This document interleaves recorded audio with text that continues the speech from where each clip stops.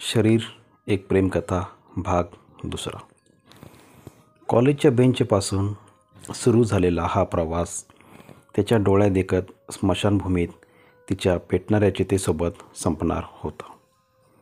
तिला चोरून पाहणं आणि तिनं चोरी पकडताच आपली नजर चोरणं, पण असं करताना तिच्या देखण्या चेहऱ्यावर खुलणारा हसू आणि नजरेत असणारं प्रेम सारं काही सांगून जात होतं.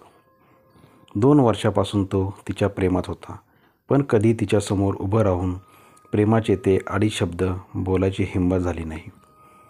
एक दिवस लायब्ररीमध्ये ती कसलंसं पुस्तक शोधत होती, पण तिला ते मिळालं नाही.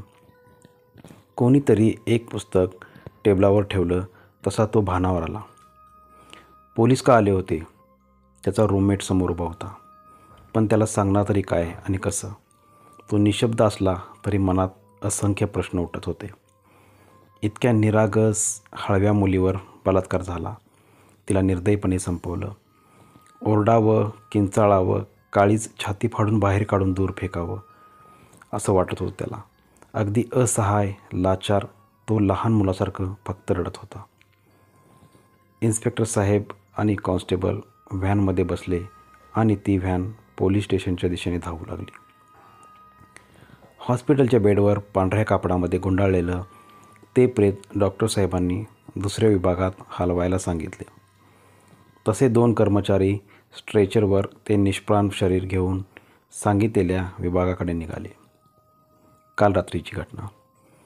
शहरापासून काही अंतरावरून गेलेला तो रेल्वेचा लोखंडी रूळ अगदी शांत पडला होता. कसलीच काळजी, कसलीच फिकीर नसल्यासारखा.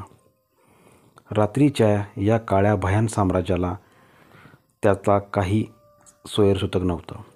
कुण्या एका पोरानं त्यावर ठेवलेल्या 1 रुपयाच्या नाण्याचं रेल्वे गेल्यानंतर तयार झालेला पत्रा अजूनही एखादी रेल्वेची येताच जमिनीत होणाऱ्या कंपनासोबत स्वतःही भीतीनं थरारून जाताना वाटायचं की ती अजस्र आगगाडी अंगावरून जाण्याने त्याला काय यातना झाल्या असतील. आज तसं पौर्णिमेचं सुरेख चांदणं पडलेलं त्या निरभ्र प्रकाशात तो रेल्वेमार्ग अगदी दूरपर्यंत दिसत होता. रेल्वेमार्ग हा सखल जमिनीपासून जेमतेम 10-12 फूट उंचीवर बनलेला. आजूबाजूच्या पडक्या रानातून नजीकचं राहणाऱ्या शेतकऱ्यांनी आपल्या जनावरांसाठी लागणारं गवत कापून नेल्याने काही परिसर रिकामा दिसत होता. तरी रेल्वेमार्गाच्या दोन्ही बाजूला दिसणारी तुरळक झाडं, खुरटी झुडपं, ऊस शेतीच्या लांबच्या लांब पट्ट्या आणि थोड्या पडीक जमिनीवर कमरेपर्यंत उगवेल गवत सारं काही स्वच्छ दिसत होतं. उजव्या बाजूला रेल्वे पुलावरून जाणाऱ्या हायवेवरून वाहनांची वर्दळ मात्र नेहमीचीच असायची. रात्रीच्या वेळी त्या पुलाखाली देह विक्री करणाऱ्या महिलांची उपस्थिती देखील नेहमीची. देह विक्री करणाऱ्या त्या महिलांपासून अंतर सोडून दुचाकीवर थांबलेली 15 वर्षापासून ते 50शी पर्यंतची पुरुष मंडळी त्यांच्या शरीराचा उपभोग घेण्यासाठी जणू वाटच पाहत होती. चंद्राच्या त्या शुभ्र प्रकाशातून कोणीतरी बाजूच्या ओसाड माळरानावरून चालत येत होतं. कोण आहे याचा नेमका अंदाज लागणं तसं कठीण असलं तरी त्याच्या हालचालीवरून तरी ते चालत हळूहळू पुढे सरकत असल्याचं समजत होतं. काही वेळातच ती काळी आकृती अधिकच स्पष्ट होऊ लागली. तो एक तरुण होता आणि रेल्वेमार्गाच्याच दिशेने येत होता. म्हणजे अगदी पोहोचलाच होता. 2-2.5 फूट खोल खणलेल्या चरीपासून तो तसाच धडपडत वर येण्याचा प्रयत्न करू लागला.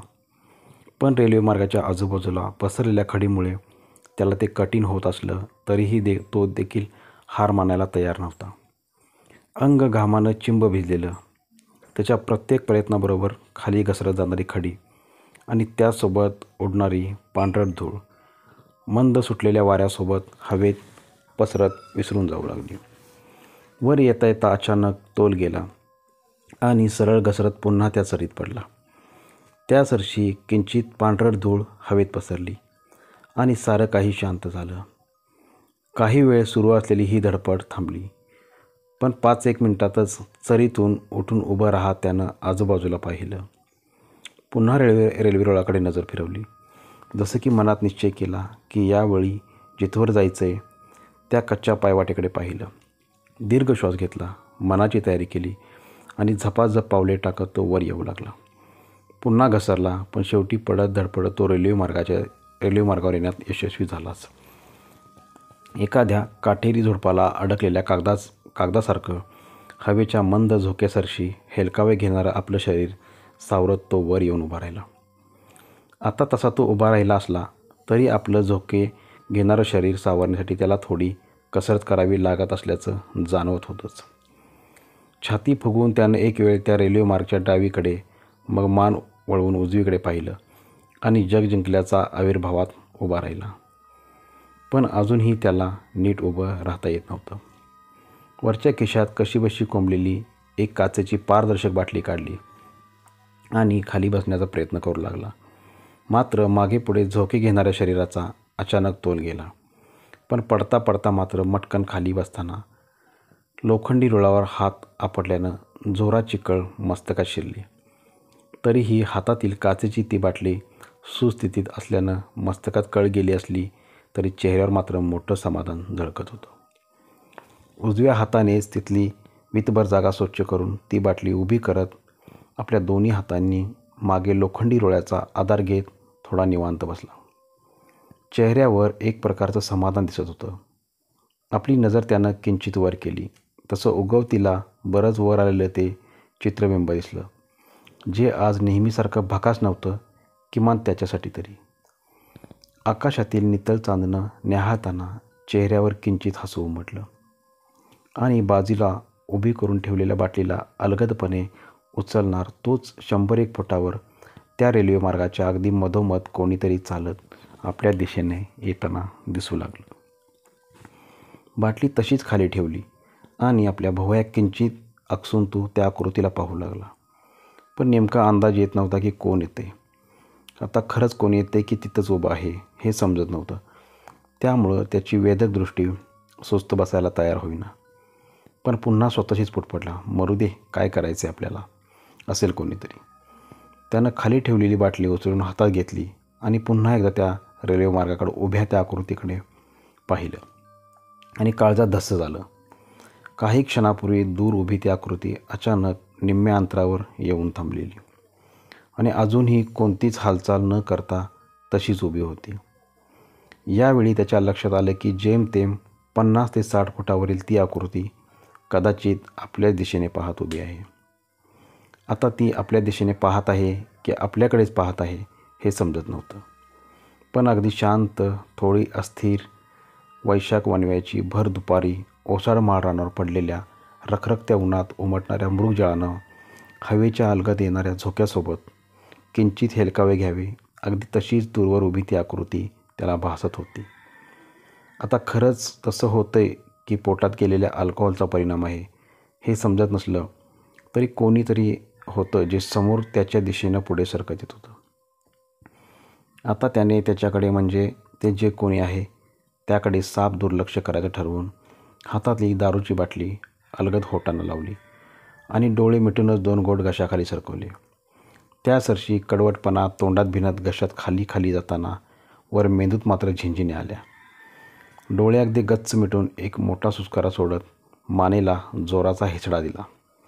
बाटली समोर धरत रेल्वेच्या लोखंडी रुळाला मागे टेकून बसला आणि उजवा पाय पूर्ण लांब करत पॅन्टच्या खिशात हात घालून एक छोटी मेणकागदाची पुडी बाहेर काढली. दातांनी ती पुडी हिसडा देऊन फोडली आणि लाल खारीडाळच्या त्या पुडीतले 4 दाणे तोंडात टाकत ती पुडी शर्टच्या वरच्या खिशात कोंबली. हवेत कमालीचा गारवा असला तरी शरीरात गेलेल्या अल्कोहोलमुळं त्याची जाणीव होत नव्हती. मगापासून निरभ्र दिसणारं आकाश आता कुठेतरी पांढरट ढगाने व्यापलं जात होतं. पण जेव्हा एखादा भला मोठा ढग चंद्राला आपल्या खुशीत घेई तेव्हा मिट्ट काळोखानं सर्व काही व्यापून जायचं. पण तेव्हा मात्र चंद्राच्या प्रकाशानं अंधुक दिसणाऱ्या चांदण्या काही क्षणापुरत्या तेजस्वी व्हायच्या. तोंडात टाकलेले खारीडाळीचे तिखट दाणे चघळत त्याची नजर वर आकाशात स्थिरावलेली. सुरेख चांदणं पडले ना आज. रात्रीच्या या रम्य नीरव शांततेत गोड मंजूळ आवाज कानावर पडला तसा मगापासून अल्कोहोलच्या धुंदीत पुरता बुडालेला त्याचं मस्तक झटक्यात स्थिर झालं. क्रमश या पुढील कथा आपल्याला पुढच्या भागात ऐकायला मिळेल. धन्यवाद मित्रांनो.